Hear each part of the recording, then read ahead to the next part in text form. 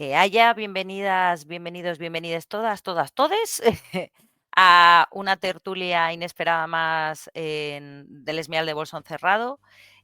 Hoy me acompaña Ana María Mariño Berllore, la flamante ganadora del Elfwin 2024, y además nos trae una charla precisamente sobre este premio. Bienvenida.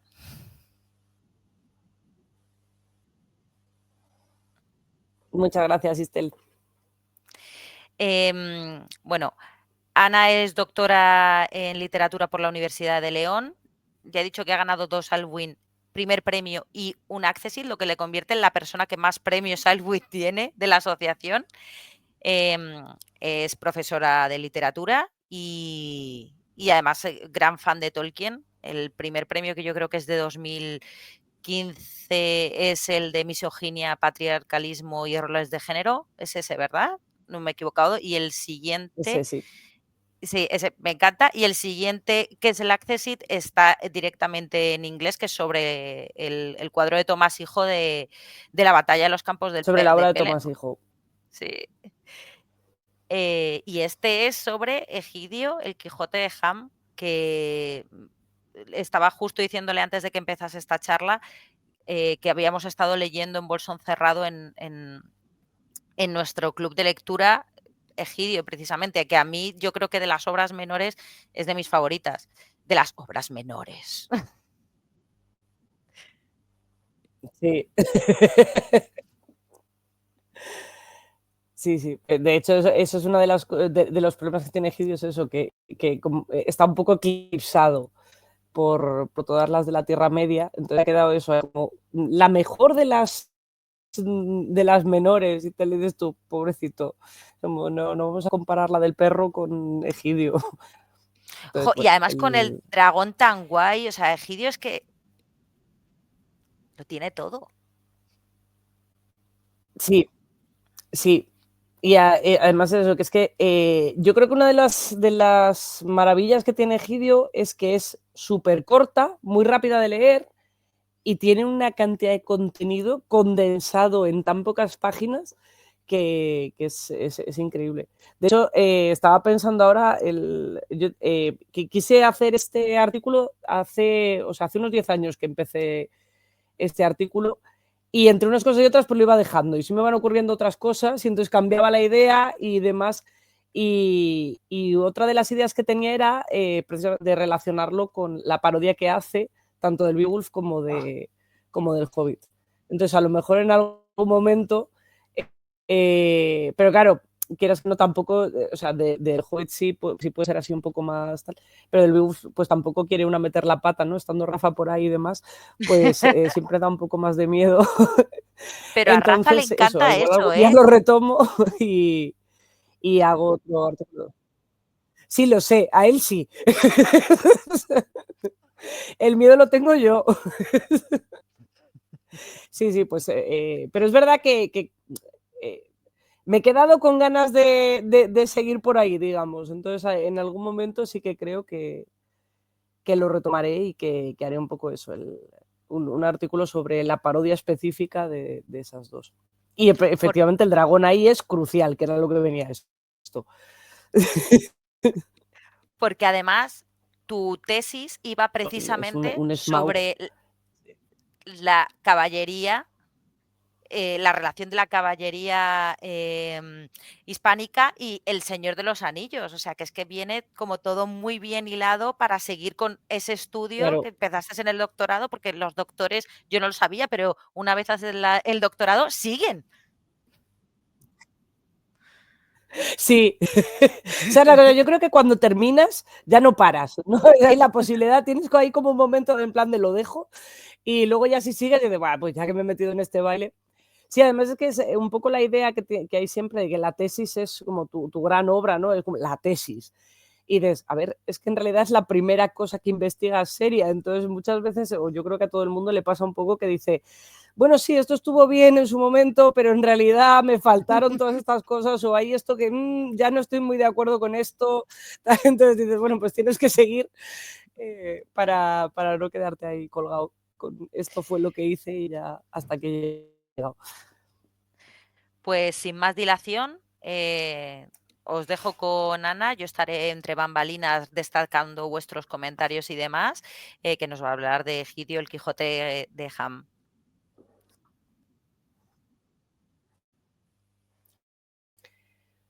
Vale. Bueno, pues en primer lugar, un poco como hemos apuntado de Egidio, ¿por qué Egidio? Eso, pues hace un montón de años, cuando estaba en medio de la tesis, con lo de los motivos caballerescos y demás, yo además, pues en clase tenía puesto de libro de lectura varios años, tuve puesto Egidio en tercero de la ESO, porque me venía muy bien además justamente para que vieran eso, los motivos de los libros de caballerías y demás que tienen mucha importancia para después entender el Quijote, que muchas veces no se dan o no se explica, nos explica muy por encima toda la cuestión de los libros de caballerías y luego, o sea, aunque lo expliques, no lo ven. Entonces, Egidio me venía muy bien para eso, justamente porque viene todos los tópicos importantes, pero efectivamente un poco quijotizados ya. Entonces, pues me puse me planteé que un artículo sobre Egidio, además que hay poca bibliografía realmente para lo que yo creo que tiene que aportar esta obra, pues que merecía la pena. Pero al final, entre unas cosas y otras, nunca pues, se me ocurrían eso, demasiadas ideas, demasiadas cosas, lo dejaba, etcétera, etcétera. Entonces, pues fue yendo y viniendo y no acababa de encontrar el artículo que realmente le hiciera justicia, que a mí me pareciera que le hacía justicia a lo que yo quería hablar sobre Egidio. Hasta que, claro, ya me encontré el año pasado que justo era el 75 aniversario y dije, bueno, pues a ver, pues si Egidio cumple 75 años, digo, este es el año en el que voy a presentar el artículo a la Albuine y a ver si pues eso, celebramos el cumpleaños de Egidio haciéndole un homenaje. Entonces este es, bueno, mi aportación o mi pequeño homenaje a Egidio y a todo lo que Egidio me ha aportado a mí. La primera cuestión es esa. Egidio es un cuento, o el origen, la génesis fue un cuento que Tolkien le contaba a sus hijos, que la verdad que tenemos que dar gracias a que Tolkien fuera tan buen padre, porque gracias a eso yo creo que tenemos muchas de las obras que tantos buenos ratos nos han dado a nosotros también.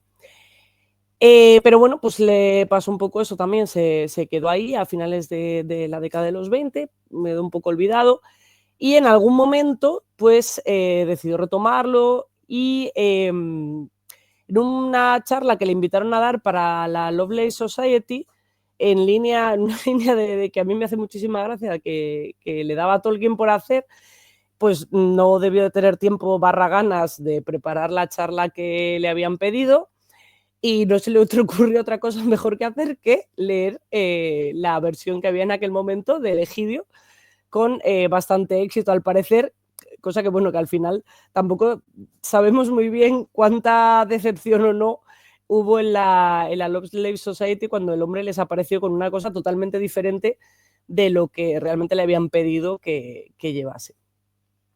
Entonces, bueno, pues sí, el Tolkien haciendo lo que le da la gana una vez más, efectivamente. Es una de las cosas que yo más admiro de él justamente era eso, el cómo no dejó que la vida académica aplastase su espíritu. Y bueno, al final, pues eso, se acaba publicando la versión que conocemos en el año 79, y entonces, bueno, pues eso. Y tuvo pues un éxito relativo.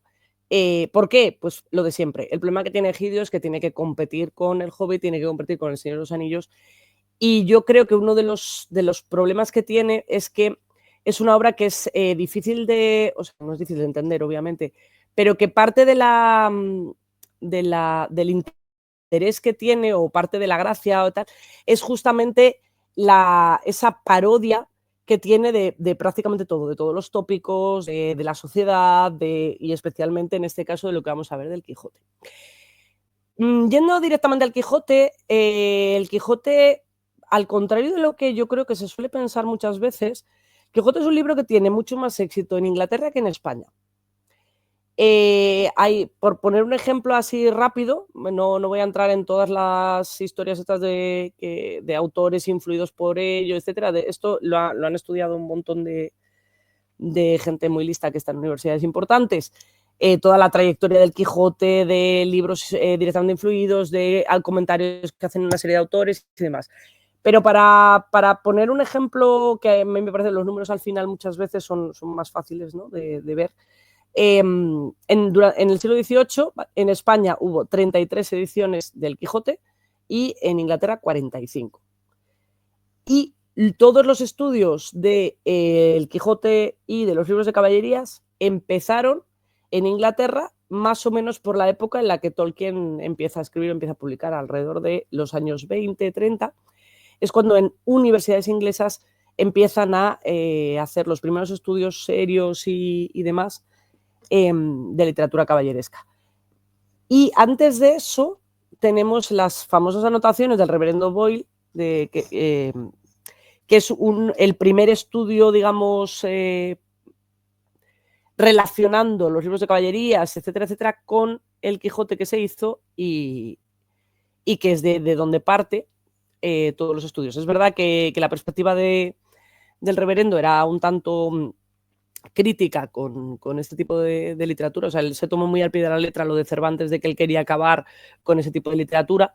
Pues bueno, pues yo siempre he pensado que quería acabar con ese tipo de literatura exactamente igual que Terry Pratchett querría acabar con la literatura fantástica, porque en realidad hace algo bastante similar. Y además demostrando también un conocimiento bastante similar de todo esto. Entonces, bueno, tenemos también, pues eso, el periodo quijotesco de Chesterton, que ha habido varios estudios también de cómo influye Chesterton y todo ese entorno en la obra de Tolkien, etc.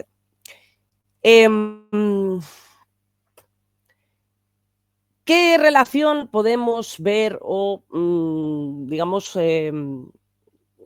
clarificar con respecto a eso? Pues en el entorno sabemos que efectivamente el Quijote es un libro que nunca ha dejado de leerse en Inglaterra, que prácticamente todos los autores ingleses relevantes y que todos conocemos tienen, o sea, pueden mostrarse influencia del Quijote o incluso han hecho comentarios al respecto, y Tolkien no es una excepción.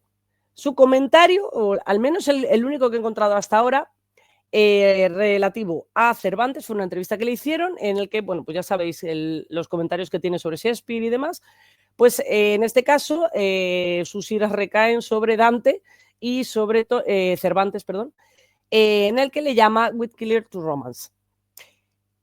¿Qué entiendo yo de esta frase?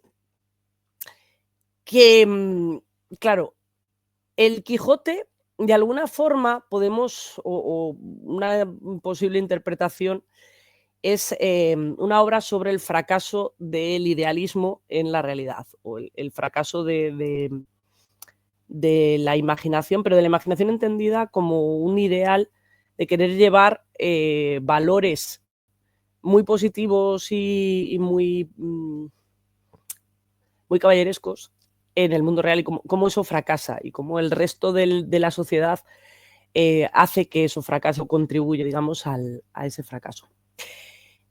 Claro, esto choca radicalmente con las creencias que podemos leer en la obra de Tolkien, donde lo que ocurre justamente siempre es lo contrario, es sus héroes caballerescos nunca triunfan por su, digamos, dominio de las armas o por su heroísmo. Normalmente cuando triunfan es porque también tienen ese buen fondo, también tienen esa nobleza, pero sobre todo los que más éxito tienen son los héroes menos heroicos. Y bueno, podemos aquí poner el ejemplo de comparar cómo le va a Boromir con cómo le va a Éowyn o cómo le va a Sam. Entonces, Tolkien, de alguna forma, siempre ha antepuesto, siempre le ha dado el triunfo a los héroes sencillos o a esa idea idílica, ¿no? De esa comarca idílica, de esa sobre lo que sería la realidad más prosaica, ¿no? Entonces, evidentemente, a través de esta cita queda claro que desde luego sabía quién era Cervantes y además pensar que alguien con la cultura de Tolkien, dedicándose a la literatura, etcétera, etcétera, en Inglaterra no hubiera leído el Quijote o no hubiera leído Cervantes, es ridículo, simplemente. Y luego además añadimos la figura que aparece en medio, que como todos sabéis es el padre Francis Morgan, que gracias a la labor fantástica y maravillosa de Fernández Bru rescatando esta figura y investigándole, proporcionándonos toda la información que tenemos, pues una de las cosas que hay que poner sobre la mesa es que este señor era el de la familia de los Boldefáver, y los Boldefáver son la familia, no solamente ellos relacionados con el mundo de las letras, sino que son de los, o sea, Nicolás Boldefáver fue uno de los máximos estudiosos de la obra de Calderón y de las obras del Siglo de Oro, y por tanto es prácticamente imposible que este señor no hubiera leído el Quijote, no tuviera una cultura literaria española considerable. Hay que tener en cuenta que probablemente bastante más que hoy en día, porque, pues, como les digo muchas veces a los críos, no había Netflix y no había una serie de cosas que muchas veces nos comen mucho tiempo y quitan tiempo de leer. Entonces, sabiendo que Tolkien además aprende español gracias a este hombre, hasta el punto que se puede permitir dar recomendaciones de vocabulario para la traducción del Señor de los Anillos al castellano, que además dice que le robaba libros de los que tenía este hombre en el oratorio, etcétera, etcétera, etcétera, pues digamos que el hecho de que Tolkien no tenga conocimiento de Cervantes y el Quijote es más que improbable. Dicho esto, entramos ya en qué se parecen, digamos, el Quijote y Egidio. Así como para El Señor de los Anillos y para El Hobbit, sí que es cierto que no hay apenas menciones de influencias cervantinas ni caballerescas, alguna hay, pero muy poco. Con respecto a Egidio, la cosa cambia. Es decir, el aire quijotesco o el pozo quijotesco y demás, creo que es de las cuestiones que más se repiten de la escasa bibliografía que hay relativa a Egidio. En casi todo. También es verdad que mucha de la que he encontrado, curiosamente, es de españoles, o sea, de artículos escritos por españoles, menos que por ingleses o que escriban en inglés, ¿no? Como el caso de Honegger y demás. Entonces, eso también es una cuestión que yo creo que también favorece un poco pues eso, que los que han escrito sobre ello están también más familiarizados con la literatura en castellano y con el Quijote y que hayan visto esa relación. Una de las cosas, una de los leitmotivs básicos, tanto del Quijote como de Egidio, es que es una parodia. Y es más que evidente que se busca la comicidad de manera explícita y directa dentro de tanto argumentos como personajes como... ¿Qué ocurre? Que en el momento en el cual tú quieres hacer una parodia, tienes que utilizar todos los elementos de lo que estás parodiando, porque si no, no se puede entender. Es decir, si yo quiero hacer una parodia de literatura fantástica o de un libro de vampiros, pues tiene que aparecer todos los códigos que los lectores conocen de esa obra y de esa estructura, y tengo que ir haciendo la burla. Entonces, en el momento en el cual nos encontramos con El Quijote es un libro de caballerías. Es la parodia del libro de caballerías, pero por tanto cumple con al menos gran parte de lo que uno espera encontrar en un libro de caballerías. ¿Qué nos encontramos en el caso de Egidio? Pues nos encontramos muchas cosas parodiadas. Quiero decir, hay una parodia de su propia obra, es decir, hay una parodia clara, muy clara del Hobbit, hay una parodia muy clara del Beowulf, y hay una, o sea, podríamos entender también una parodia de los libros de caballerías y o de la materia artúrica básica. Y funciona, como digo, tanto en argumento como en personajes, etcétera, etcétera. Y hay una cita relativa al Quijote que a mí me parece que es total y absolutamente aplicable a cómo entiende la parodia Tolkien en Egidio, que es: están todas las diversidades de lo risible, incluso se puede interpretar cada episodio aislado de la novela como una parodia, pero en la totalidad genérica no es una parodia. Es decir, el tema es serio, o hay una crítica social muy seria dentro de esa parodia. Hay una crítica a la literatura muy seria dentro de esa parodia, incluso hay críticas filológicas dentro de esa parodia. Es decir, en ningún momento es eso, es un libro muy divertido, muy ameno, de reírse mucho, pero a la vez todo el fondo que hay detrás son todo cuestiones muy serias y muy relevantes. Y por ejemplo, uno de los elementos que coincide también en este sentido de esta crítica es en el menosprecio de corte y alabanza de aldea y en el Beatus Ile aplicado al entorno rural. Es decir, en las dos obras se hace una crítica bastante fuerte y muy similar a la idea de la nobleza por genética y no por mérito. Y a digamos, las apariencias por encima de la realidad. En ambos casos hay citas, o sea, hay párrafos similares de comentarios sobre la preocupación de los caballeros más por la vestidura, o sea, perdón, las vestimentas, las apariencias, el aparentar, lucirse en la corte, los torneos, que por ocuparse realmente de lo que un caballero debería ocuparse. Ejemplo, las alimañas y amenazas externas que disturban la placidez del pequeño reino. Uno de los elementos más paradigmáticos es que ha llegado un punto en el que los dragones creen que los caballeros son un mito. Y a mí me parece una absoluta maravilla esto, porque el mito que tenemos, pues, el mito de los dragones se ha convertido en la versión contraria.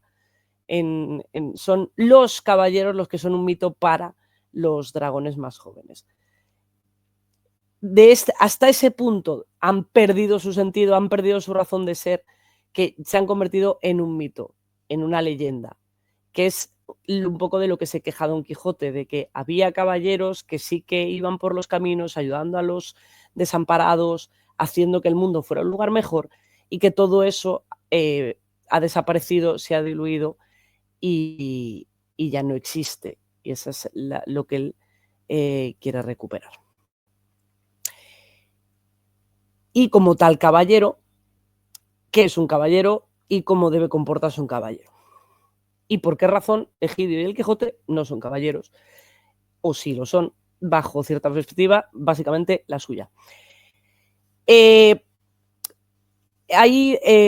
Eisenberg, como decía, uno de los máximos estudiosos inglés de los libros de caballerías, hace un listado de qué elementos aparecen siempre o casi siempre dentro de los libros de caballerías, porque evidentemente hay una cosa importante, y es que los libros de caballerías fueron el primer boom editorial de la historia a nivel europeo, a pesar de que hayan perdido, que se haya un poco olvidado todo eso y que ahora se está recuperando y se les está volviendo a dar el peso o volver a colocar en el lugar en el que deberían estar.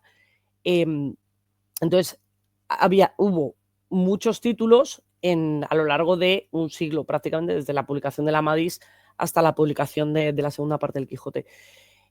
Obviamente, habiendo muchos autores, muchos títulos, cada uno de los libros pues luego tiene un montón de continuaciones y demás, hay mucha variabilidad dentro de lo que nos podemos encontrar, pero aún así hay una cierta tendencia. Pues un poco lo que nos ocurre con la literatura fantástica, que yo creo que es la heredera directa de este tipo de literatura. Entonces, uno de los elementos básicos normalmente es eso, que hay profecías, un nacimiento de origen noble, pero a la vez que suele ser secreto, o suele haber un secuestro, etcétera, etcétera. Suelen tener una infancia, por tanto, fuera de su casa, pero en la que demuestran unas dotes extraordinarias. En este caso, evidentemente, esto no ocurre ni en Egidio ni en el Quijote. ¿Por qué?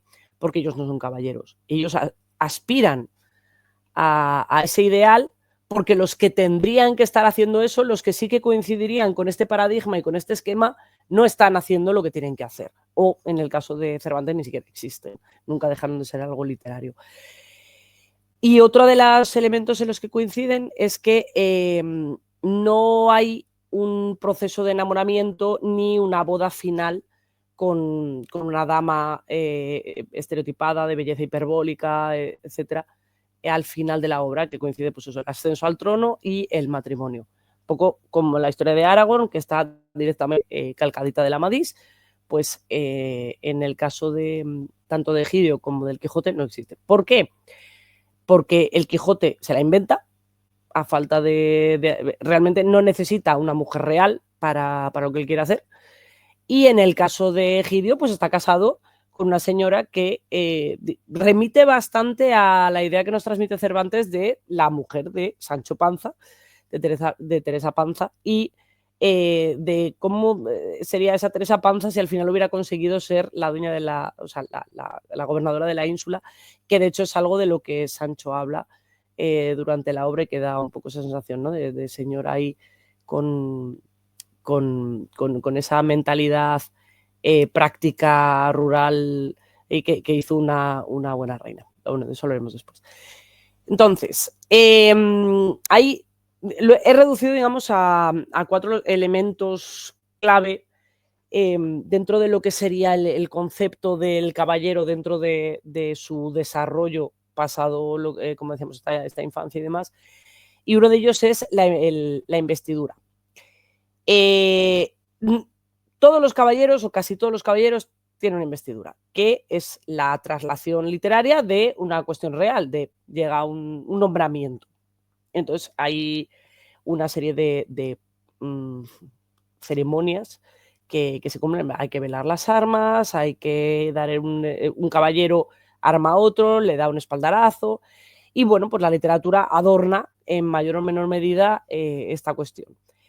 En el caso de Quijote, que tiene muy claro que efectivamente eso tiene que ocurrir, pues él, en la primera oportunidad que ve en la venta, pues hace que el ventero, que por supuesto no es un caballero, ni mucho menos, le nombre allí mismo. ¿Qué ocurre? Pues que nunca llega a ser caballero, aparte de en su idea, porque no se han cumplido con los estándares de lo que tendría que ocurrir. A Egidio le ocurre lo mismo. Hay varias referencias de sus amigos de la aldea en la que esperan, dan por hecho, consideran que Egidio debería ser nombrado caballero.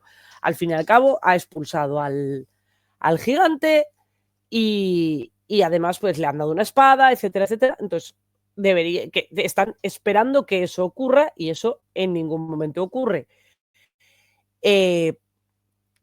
A pesar de todos los méritos que cumple, que por supuesto están muy por encima de lo que los caballeros del pequeño reino están haciendo y muy por encima de lo que se esperaría de él.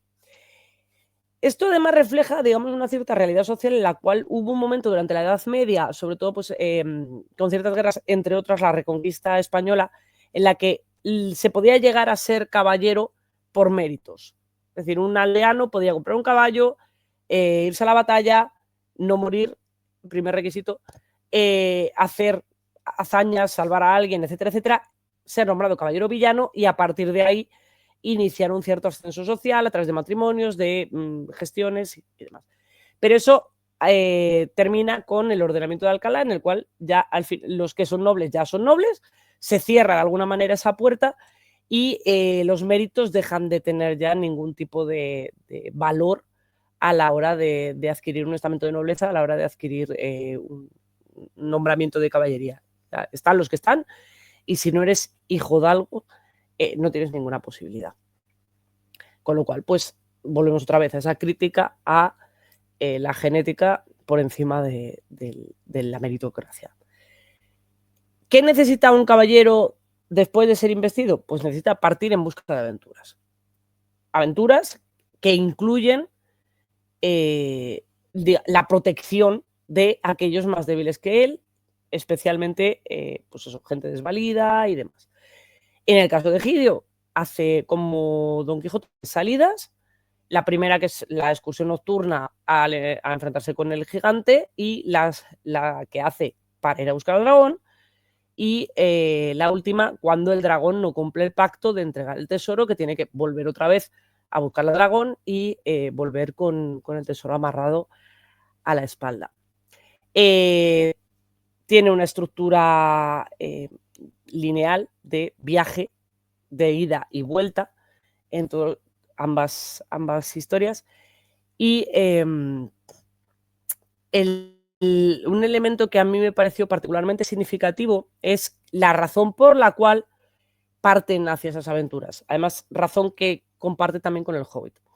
Y es la literatura como motor de ese heroísmo. En el caso del Quijote, ha leído muchos libros de caballerías, eso le ha hecho pensar que es algo que el mundo necesita y que como no lo hay, pues lo va a hacer él. Y en el caso de Egidio tenemos un poco parecido. Como le han regalado la espada perteneció a Bellomarius, que era su ídolo y es el personaje, digamos, que le resultaba muy atractivo en la infancia. En un determinado momento él se ve a sí mismo pues como heredero de esa tradición o como un posible héroe de caballeresco y que puede ir a enfrentarse al dragón. Y aunque bueno, luego se le pasa, pues al final tiene que ir a enfrentarse al dragón de todas maneras. Y algo parecido también es lo que le pasa a Bilbo con la canción y las historias que le cuentan los enanos sobre el dragón y sobre el reino bajo la montaña. Entonces, la literatura, la imaginación, es lo que mueve a estos personajes a salir de su casa e irse a buscar aventuras. ¿Y qué necesitan para que esas aventuras, bueno, pues, para llevar a cabo, ¿no?, todas esas aventuras? Pues, en primer lugar, algo de lo que los dos carecen, que es un aspecto caballeresco. En la literatura caballeresca hereda de la literatura artúrica la idea de bondad igual a belleza, o belleza igual a bondad, mejor dicho. Entonces, no se hacen descripciones pormenorizadas ni detalladas ni de los caballeros ni de las damas, pero siempre se deja muy claro que son guapos, guapísimos, y que eso refleja lo maravilloso, el maravilloso interior que tienen. Sin embargo, tanto Egidio como Don Quijote pues carecen por completo de ningún tipo de atractivo físico. Aquí es verdad que se ha perdiendo el Quijote, yo sigo diciendo que es porque Tolkien es mucho más amable con sus personajes de lo que Cervantes nunca fue. Y pues es, digamos, más Sancho Pancesco que quijotesco en este caso. Es un señor pues grande, pelirrojo, con barba y un aspecto, digamos, muy, muy, muy aldeano, muy rústico. Y el Quijote, pues en este sentido es un poco lo contrario. Es un señor muy delgado, enjuto, más mayor. Además, esta es otra de las cosas curiosas que pasa también con Bilbo, que son héroes que no son héroes en su juventud, no tienen una infancia precoz en la que tienen unas grandes dotes o desde muy pronto deciden que su misión es esa. No. Todos ellos son gente ya de mínimo mediana edad, que es cuando la aventura, digamos, llama a su puerta, más que ellos vayan a buscarla. Y estos cuerpos, digamos, tan poco caballerescos, necesitan una cierta protección con respecto a los peligros a los que se van a enfrentar. Y aquí sí que la descripción que hace Cervantes de cómo el Quijote encuentra y se pone su armadura y cómo le montan a Egidio la cota de mallas que acaba llevando es muy, muy, muy, muy, muy similar, haciendo referencia a eso de algo que estaba en un rincón lleno de polvo y olvidado, que es recogido, montado de nuevo y puesto en utilidad de nuevo para ir a luchar contra esos peligros, pero que acaba resultando paródico, ridículo, etc. En el caso de Egidio, por ejemplo, que le hacen rápidamente un casco con unos trozos que encuentran por ahí, incluso decide ponerse un sombrero encima, lo cual todavía, pues eso, no, refuerza más esa imagen ridícula. Y también yo creo que nos puede recordar un poco a la icónica bacía de barbero con la que normalmente se representa al Quijote. Y la primera celada, o sea, el primer casco que el Quijote se lo hace con cartón. Hace una media celada con cartón. Y para que, digamos, tuviera el aspecto, pero ya os podéis imaginar lo bien que le resultó cuando la puso en funcionamiento. La suerte que tiene Egidio es que él sí tiene una espada especial, cosa que Don Quijote nunca consigue.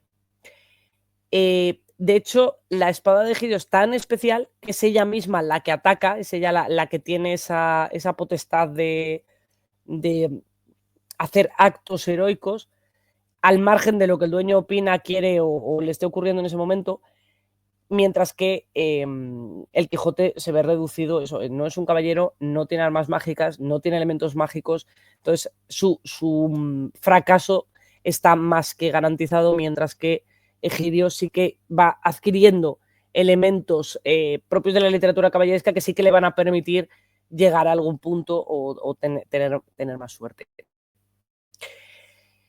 Y por último, otro de los elementos que tienen en común es otro elemento nacido de la tradición caballeresca, que es el hecho de los sobrenombres épicos, que además normalmente los caballeros cambian de nombre en función de diversas etapas biográficas, según las cosas que les van ocurriendo, aventuras que van viviendo o los acompañantes que van teniendo, pues van cambiando de nombre.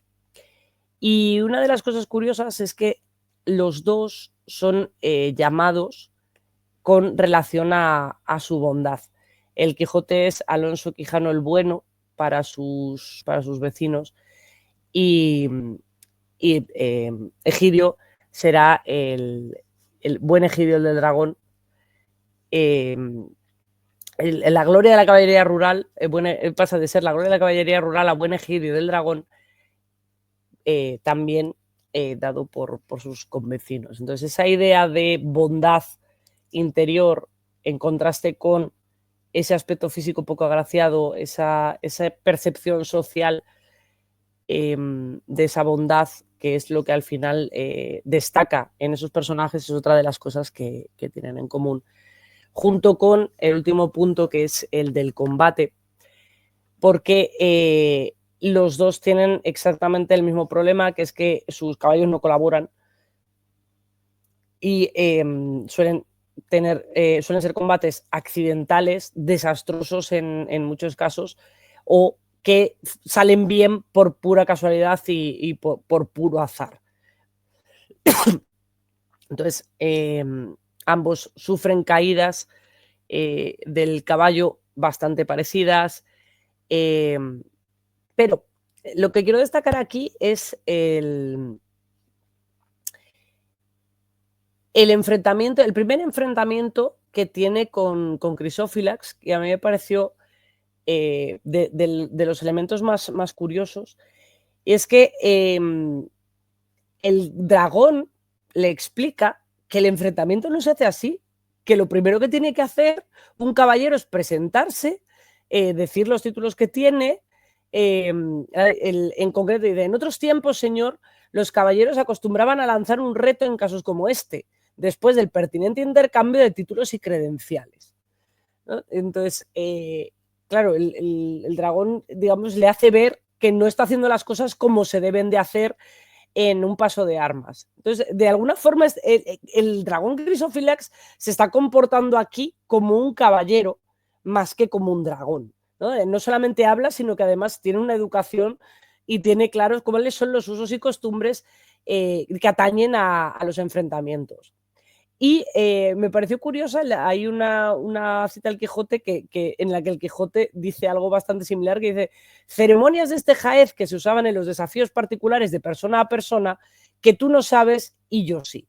Porque este señor también había leído mucha literatura caballeresca y por supuesto que tenía muy claro qué elementos debían cumplirse, qué ceremonias debían de hacerse antes de cruzar armas. Y yéndonos al al entorno, ¿no?, en el que se desarrolla la obra. Otro de los elementos en los que coinciden es en lo que se llaman los motivos metanarrativos, que básicamente son una explicación no necesariamente pedida y no necesariamente pertinente, pero que es un tópico de los libros de caballerías, que muchos vienen incluso de la época antigua, de la antigüedad griega y demás, y que se van repitiendo una y otra vez. Y en el caso de Egidio a mí me resultó particularmente curioso por eso, porque es una traducción del latín, que justamente es una de las lenguas de prestigio. Se busca, digamos, dar esa idea de que es una historia importante y que hubo un cronista latino que la contó. Bueno, los motivos son eso, están normalmente bastante interrelacionados, y es el manuscrito encontrado, la falsa traducción y el falso cronista. El manuscrito encontrado es eso, hubo un libro en algún momento alguien consideró que era importante que estas hazañas quedaran registradas, un poco parecido a lo mismo que hacer un monumento, sería un monumento por escrito de las hazañas de este héroe, y ese manuscrito pues va dando pues eso, aparece, desaparece, va en una biblioteca, lo que sea, y alguien en algún momento lo encuentra y lo traduce a una lengua que se utilice en el momento, a la lengua vernácula. Sería este falso traductor, y dentro de ello habría una o más manos dentro de la obra que hubieran registrado esto, o que efectivamente en varias fases van añadiendo elementos a la obra. Y aquí, ya os digo, esto también aparece en El Señor de los Anillos, y también comparte esa cuestión curiosa, que es la de dejar nombres sin decir, elementos sin terminar de contar, o comentarios, como por ejemplo lo que hace de los sabios de Oxford cuando se refiere al trabuco. Es decir, sirve para tanto hacer comentarios dentro de la obra, como para insertar elementos anacrónicos, como para dar una idea de verosimilitud mayor, dado que en un cuento el autor conoce todo. O sea, siempre va a ser omnisciente. Otra cosa es que lo hagan de manera manifiesta, pero el autor siempre sabe todo lo que quiere contar, los nombres de todo el mundo, etcétera, etcétera, por eso lo está inventando. Sin embargo, en una crónica esto no ocurre. Hay errores, hay descuidos, hay elementos que faltan, hay información que no llega. Entonces, uno de los elementos curiosos es que justamente eso, en Egidio aparece esto, lo de no hay mención de su nombre en las crónicas, pero tampoco importa.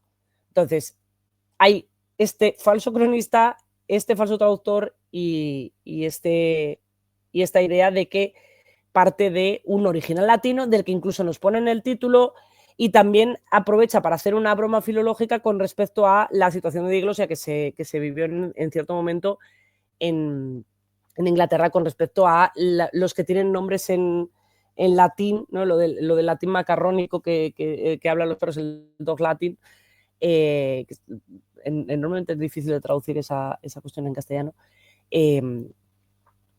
que se dio de manera histórica, y que al fin y al cabo no olvidemos que Tolkien era justamente un estudioso de ese tipo de la evolución del inglés. Y aprovecho que efectivamente, hablando del perro, pues vamos a hablar del perro. El perro Gam, que es el equivalente para Egidio de Sancho Panza. No solamente tenemos un perro que habla, sino que además tiene elementos muy, muy parecidos. Es cobarde, a la vez idolatra a su dueño. Por otro lado, hay un cierto momento en el que se ve invadido también por esa valentía que a su pesar tiene su dueño. Por ejemplo, pues eso, en un determinado momento persigue al dragón, ¿no? Cuando ve que el dragón huye, pues dice, pues tiene esos arranques, ¿no? Muy, muy parecido. Pero a la vez también es eso, tiene siempre una mentalidad práctica de yo prefiero echarme la siesta a salir a hacer cosas por ahí que no son propias de eso. La yegua, como os comentaba, al igual que los libros de caballerías, no tiene nombre, en contraste con el Rocinante, que eso pertenece más a la épica tradicional que a los libros de caballerías.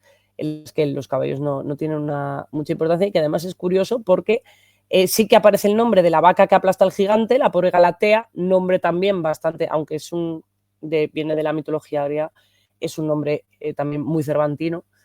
Pues eso, tenemos el nombre de la vaca Galatea, que su único mérito es ser aplastada por el gigante, y sin embargo, de la yegua, cuyas acciones determinan en gran medida parte de las aventuras de Egidio. Primero, pues eso, cuando se niega a andar, cuando se sienta y Egidio cae por la cuneta y se encuentra con Crisófilas la primera vez, y después cuando se niega a andar para huir como el resto de caballeros, y eso motiva que pues es el segundo enfrentamiento con Crisófilas, y que al final pues le venzan y se lleven el tesoro a casa.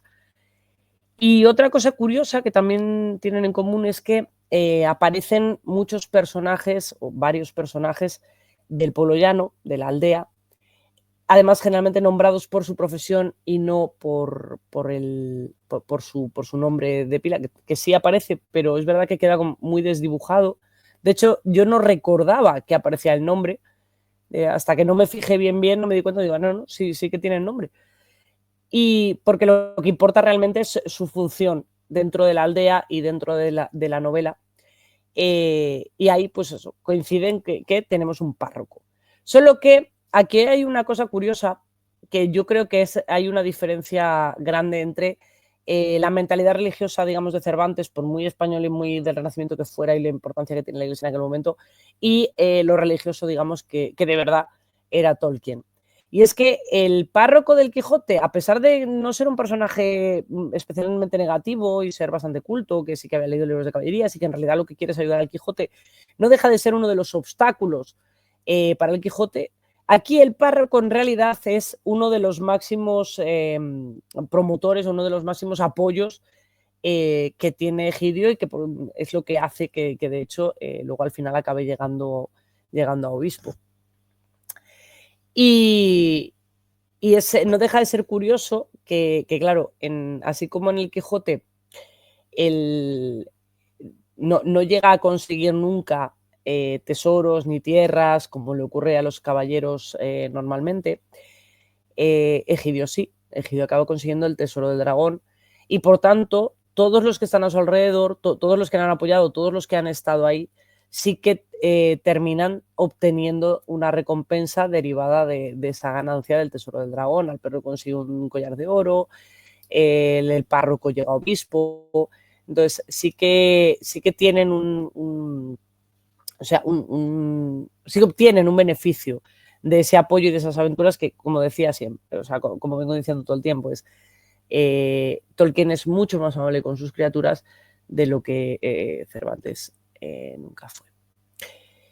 Y llegamos el elemento central para las aventuras y para un caballero, que son los enemigos. Sin unos enemigos prácticamente invencibles, superpoderosos y gigantescos, desproporcionados, increíblemente destructores, los caballeros no pueden demostrar ese nivel de heroísmo y de caballería que tienen. Entonces siempre se presentan como algo absolutamente invencible, y siempre siempre terminan siendo vencidos de una manera o de otra.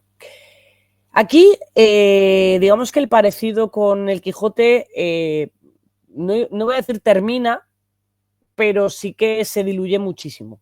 O sea, mientras que todo lo anterior podemos ver muchísimos paralelismos, frases muy similares, como por ejemplo, pues eso, el momento en el que Egidio dice que él no entiende, ¿no? Que lo de que le nombre caballero que no tiene sentido, que él no entiende de eso, y que los hombres llanos y sencillos como él no tienen sitio en la corte. Muy parecido pues eso al parlamento de Sancho Panza, de que él está mucho mejor, que él entiende mucho más de viñas y de cultivos que de cuestiones cortesanas y demás.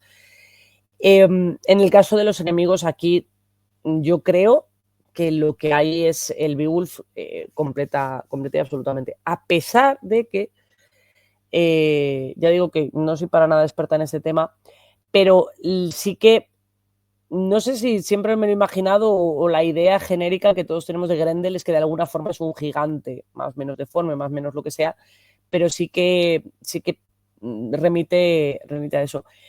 Y si me apuráis, el gigante en concreto se parece más, yo creo, a los trolls del Hobbit que a casi ninguna otra cosa. En el Quijote, el problema que tengo, claro, en el Quijote hay gigantes, sí, imaginarios, por supuesto. Pero claro, tiene que haber gigantes porque el gigante es un elemento imprescindible en los libros de caballerías. En dragones, no. ¿Hay dragones en los libros de caballerías?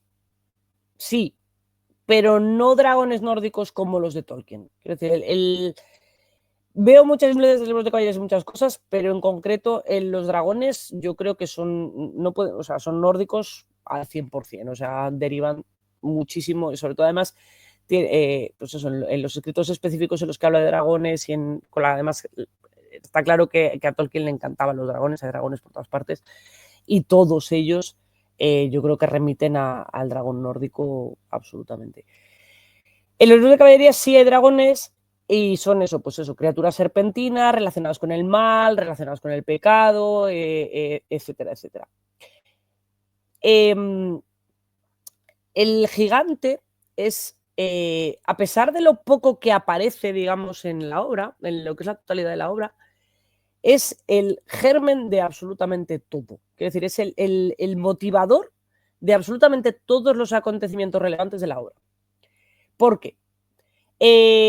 Se pierde. Acaba en las tierras de Gidio. El trabuco se dispara accidentalmente. Además, eso, todo accidental. El trabuco se dispara accidentalmente. El gigante se va. Pero como se ha perdido, se le ha quemado el hondón de la olla. Entonces, como se le ha quemado el hondón de la olla, pues se dedica a visitar a todos los vecinos para contarles su historia y que le den otra olla.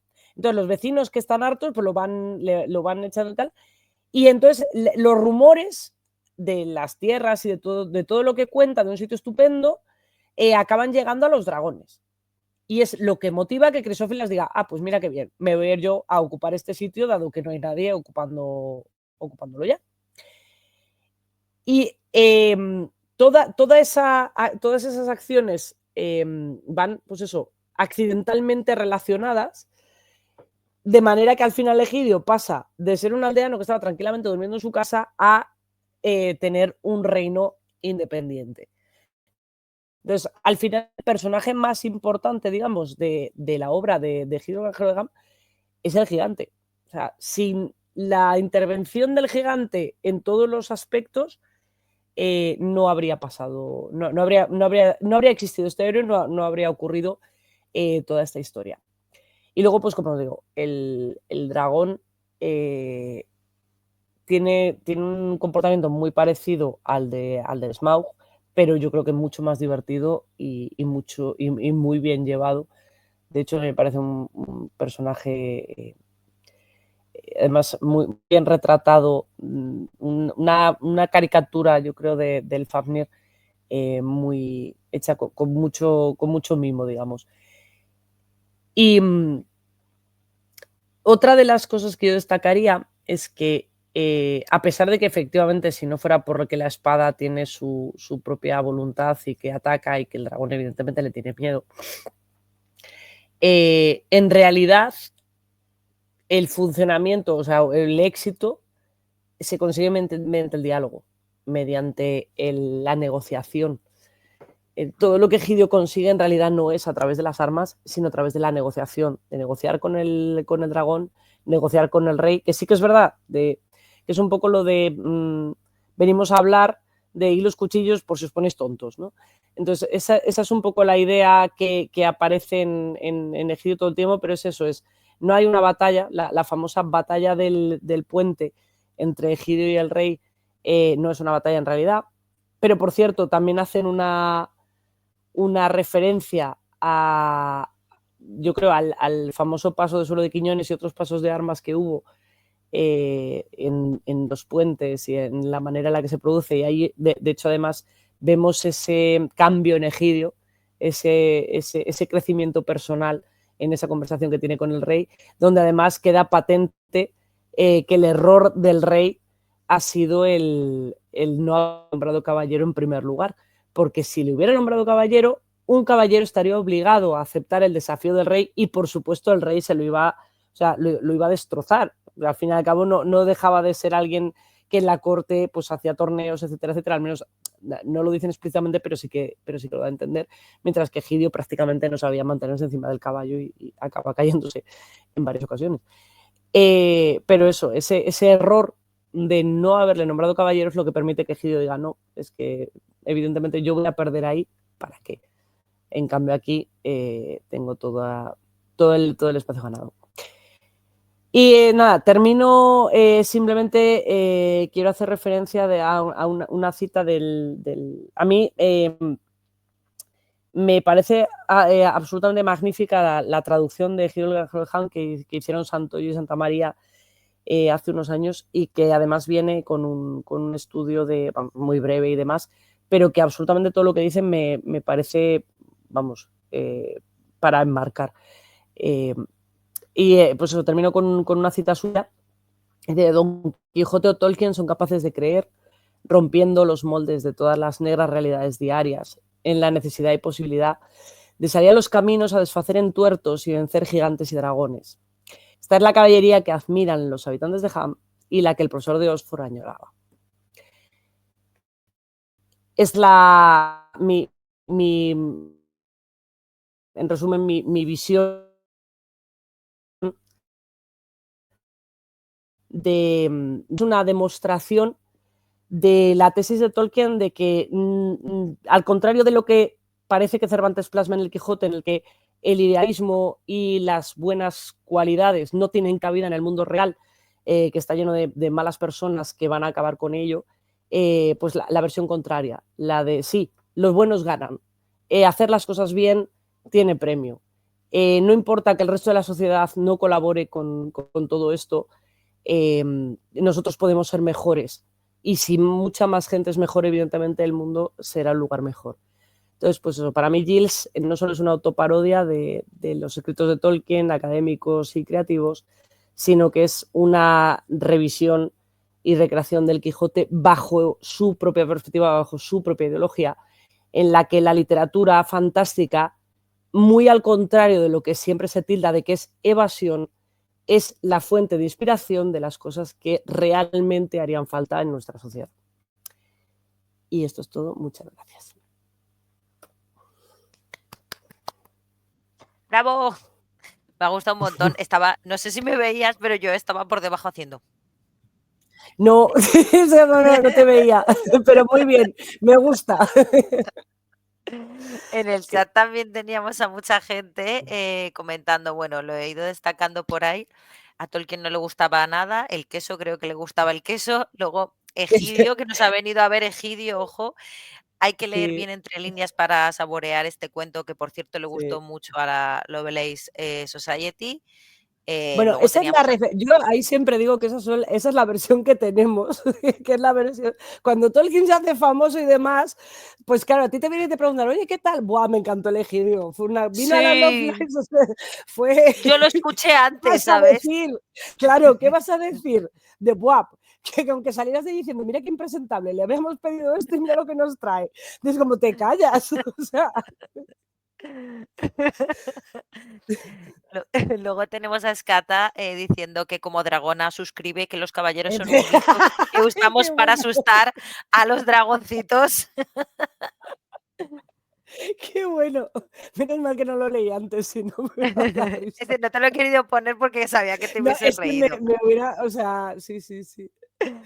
Luego tenemos hablando de crisófilas, han comentado, bravo, mil gracias, voy a ir poniéndolo por aquí, porque creo que la gente está bastante contenta. O sea, a mí me ha gustado mucho. Es verdad que a mí, yo reconozco que tengo un poco de debilidad por Egidio, me parece un personaje que podría ser mi padre. Entonces, en plan, que hay que hacer esto.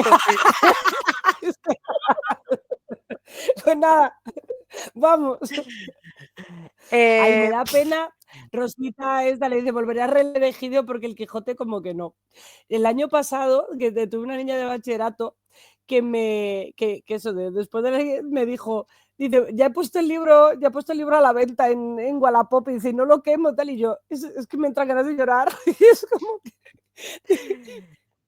Es Pero es verdad que verdad, tengo que decir que yo, aun habiendo hecho la tesis sobre eso y siendo, o sea, para mí la tesis es la culminación en el sentido de que yo conseguí juntar en un mismo estudio académico tus 2 a grandes Cervantes, pasiones. exacto, mis 2 grandes, efectivamente. Ya si hubiera conseguido meter Sherlock Holmes y los 3 mosqueteros, ya hubiera sido la hostia, pero ya me parecía que eso Bueno, no te cierres había que elegir. puertas. Claro, había que elegir.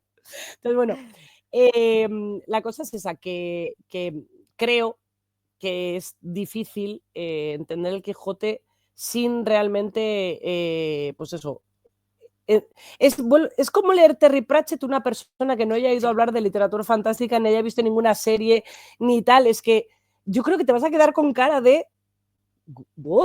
O sea, entonces, yo creo que un poco lo que nos pasa es eso, que claro, primero, Las todo el rollo de metareferencias. es que eso es. De hay que leer el Quijote porque patatas. Es como, no, no hay que leer nada porque patatas. Yo ahí estoy muy de acuerdo con este hombre que decía que no había por qué leer X o Y libro, que hay libros para todos los gustos, libros para todo el mundo, y que a mí algo me parezca maravilloso no quiere decir que te lo parezca a ti, porque nuestra vida es distinta, somos personas distintas, etcétera, etcétera. Yo tengo que decir que yo soy una de las personas que más, o sea, que menos ganas tenía de leer el Quijote en su momento, cuando me mandaron el bachillerato, porque tenía esa idea de libro aburrido. Mira que yo además cogía los libros por gordos, o sea, al revés de lo normal, ¿eh? Pero aún así era como, uff, de que esto va a ser un peñazo y tal y cual. Y en cambio, me enganché, pero. Y mira que yo lo leía, además no era una adaptación, ¿eh? Era con el lenguaje, el maguer y un montón de otras cosas, o sea, tuve que aprender otro idioma casi para poder leerlo. Pero es verdad que para mí el episodio de la quema de los libros y el cierre de la biblioteca y todo eso, yo casi lloro. O sea, para mí fue increíblemente dramático lo de llegas y te encuentras con que han desaparecido todos tus libros y además, claro, en aquella época que además los libros eran carísimos, tal, y entonces hay determinadas cosas que, claro, te llaman mucho la atención. Pero he de decir que yo comparto mucho la visión de Tolkien, la de da mucha pena, yo lo pasé mal. A mí y cada vez que lo leo siempre lo paso muy mal, siempre pienso, el mundo está lleno de gentuza. Em, Yo soy muy propio, que me yo siento iba muy a decir que identificada con el o sea, personaje. yo tuve suerte de que a veces vuelvo sobre los libros cuando no me han entrado bien. Entonces yo me leí El Quijote y era bastante joven y dije, qué desgraciada mi profesora de literatura, ya lo siento, ¿vale? Y pensé, esta No, señora, pero que es ¿sabes? verdad. Rincondelvago.com. Sí, ya Entonces, te digo, yo lo quitaría, ¿eh? es verdad que poco después, unos años después, me tocó leer El árbol de la ciencia y dije, mira, si me he podido leer esto, voy a volver al Verás que Quijote. estaba pensando. Que por lo menos Cervantes escribe bien, que Baroja tiene cada pata de banco. Y Me yo es gusta verdad que mucho estaba la allí idea. diciendo, hombre, muchísimo mejor este señor, ¿dónde irá a ¿Dónde va a parar? parar? Entonces sí que es verdad Ay, o sea, merece la pena. Ahora, Egidio, en concreto, de verdad que lo he dicho al principio, pero lo mantengo. Es un libro que lees rápido, te dan sí, ganas de leer cada cierto tiempo porque siempre te dejas algún detalle. Pasa con casi, yo diría que con las obras de Tolkien pasa con todas, sí, ¿vale? Pero sí, especialmente con las pequeñas, como te da muy poca pereza, te apetece sí, cogerla y decir, me meto un atracón hoy de Tolkien y hoy ya me he metido o sea, ya tengo chute de Tolkien como sí. para unos meses. Y a mí personalmente es que de verdad, voy a contar una anécdota sobre mi padre para que veas por qué se parece. Mi Porque Egidio tu padre. No, no, sí. Por lo poco que, o sea, quiero decir, lo poco que sea tu padre, sí que yo creo que le pega un montón. En la casa, cuando me compré mi primera casa, había un sofá que no había forma de sacarlo por la puerta. Entonces llamamos a mi padre, que había partido, y claro, mi padre dijo, bueno, ahora en el descanso voy, me acuerdo que aparecí con una motosierra y hizo y dijo, bueno, y que me voy ahora al partido, ¿sabes? Adiós. Señor que no quiere hacer eso porque está tan cómodo en su casa haciendo sus cosas y Sí. hay un montón de gente diciéndole, por favor, arregle lo del sofá. Sí, sí, iba con la motosierra. ¡Hala! Hasta luego, que llego tarde. Ay, sí, sí. Es Sí, sí que es humor verdad puro. que Egidio es muy exprimible. En ese sentido es cierto que es que empiezas a sacar, y lo que decíamos, yo creo que empieza a haber rastros de mil millones de cosas. Que así como además yo creo que tenemos la suerte de que, aunque como todo hay varias versiones, hay pocas. Siendo Tolkien, hay pocas versiones de Le quedó Egidio. bien casi desde el principio. Claro, sí, no, pero tú imagínate, yo creo que es porque estaba ocupado con la Tierra Media. Tú imagínate que hubiera tenido tiempo, o sea, es que nos hubiera hecho un Egidio de tamaño Quijote, con todos y cada una Y es de las verdad que historias. Yo creo que Egidio en realidad es un borrador. Sí. Crisófilas le quedó tan bien, está tan bien escrito, es un dragón tan divertido, pero a la vez tan dragón. Mira, Es hay que yo mucha creo que gente que me Crisófolas, pregunta, ¿por qué empezarías con Tolkien? Y yo siempre digo, el Hobbit, el Hobbit. Pero es verdad que en la última relectura de Egidio dije, ¿pero por qué no le decimos a los chavales? Pues lo que has dicho tú, Tolkien era muy buen padre, escribía este tipo de cosas un poco para sus hijos, también pensando en sus hijos. Y yo pensaba, es que hay que empezar con Egidio, hay que empezar con esto, hay que empezar con Egidio, hay que empezar con Wotan Mayor, o sea, es que es así. sí, sí, No sé sí. si más Yo sí, preguntas en además el eso, chat, creo que a su más pesar, comentarios. Crisófilas es el dragón que mejor le quedó. Yo le tengo mucho cariño. Sí. Y Eh, luego no- lo de la empanada de cola de dragón, yo, o ¡Ah! sea, es que además esto lo he hablado con Balin varias veces, que eso se tendría que hacer una Estel de Egidio y de postre de la cena de gala la cola de dragón. O sea, Mira, eso, yo por favor, Thranduil y yo hago un llevamos, llamamiento, personas de la OST. Thranduil y yo llevamos años queriendo hacer ese pastel. O sea, queriendo hacer esa cola de dragón. Sí, O sea, que sí, llevamos sí. años diciendo esto, si nos reunimos un fin de semana, lo haríamos con hojaldre, lo hacíamos con esto, lo haríamos. Me parece tan buena idea. Es que a Tolkien, para ser Sí. inglés, le gustaba mucho comer bien. Por favor, que nadie La me mate. comida, a que sí, la comida, la buena comida, sí, sí. No, no, no, es que lo curioso es que, es que los ingleses tienen buena comida, no es la conocida, pero en realidad sí que hay cosas que están buenas, Sí, o sea, en el ESMIAL hemos tenido a a mí no me diréis, gente no, no, sí, sí. defendiendo Por muy favor, activamente llamamiento a la toda la comida. ST, hay que hacer una Estel con Egidio, con sí, sí, sí. Mira, esa es una cosa que yo creo que ya más gente más experta ha hecho y tal, pero es verdad que lo de la comida y la bebida en las obras de Tolkien, yo creo que da para además muy, muy divertido. Vamos, de hecho creo que hay varios libros de recetas ya. Sí, hay un montón. Sí, sí. Pero es verdad que da Ahí lugar a deja la... esa, la de Gideon Stelco.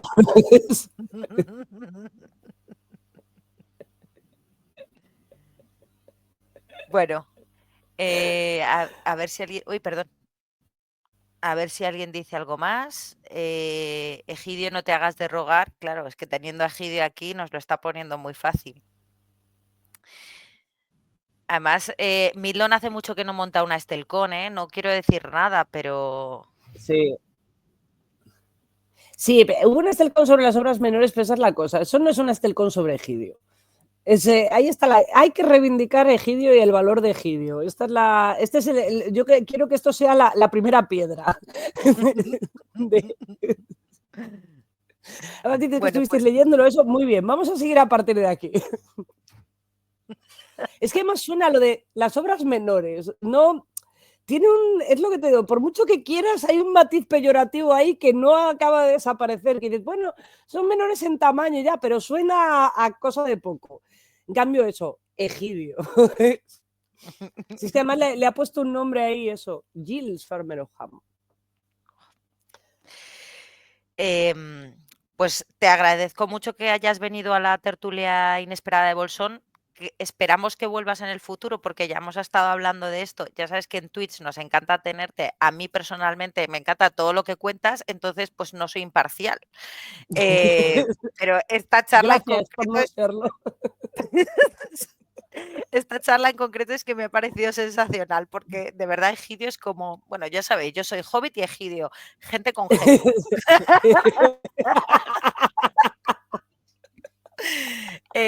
Y nada, que te esperamos muy pronto y que, Muy que bien. muchas gracias como siempre y hasta la próxima. Y a la gente del chat, pues nos vemos el mes que viene en otra tertulia de Bolsón. Pues muchas gracias a todos, muchas gracias a ti, Estel, y nos vemos.